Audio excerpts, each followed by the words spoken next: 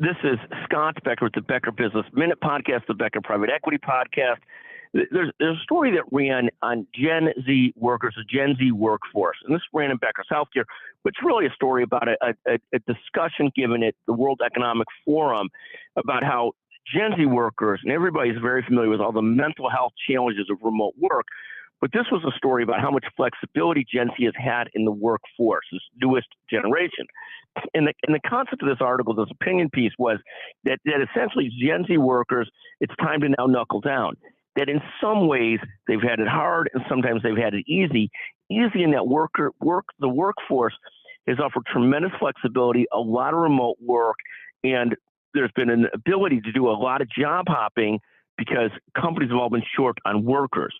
And the concept of this article, this piece from the World Economic Forum, was that we're moving towards a time when jobs won't be so there won't be such a scarcity of jobs, and people have to compete again for jobs, have to perform again at a higher level for jobs. There will be some balance of remote and not remote, but the concept is there a coming reckoning where people have to knuckle down a little bit more? At the end of the day, I'm not really sure, but it's a fascinating perspective to see people starting to look at things differently. Some of the tech firms doing layoffs, but again, most of these tech firm layoffs are very small compared to the entirety of the companies, at least some of them. And some of the venture capital funded companies, those layoffs cut much more deeply.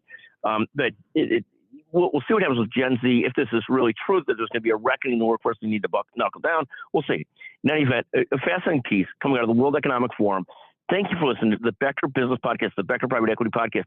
If you listen to this all the way through and you're the first person to send me a note at 773-766-5322, we'll send you a gift card, $50 gift card to thank you for listening. You can't be somebody who gets the gift card all the time. Thank you so much.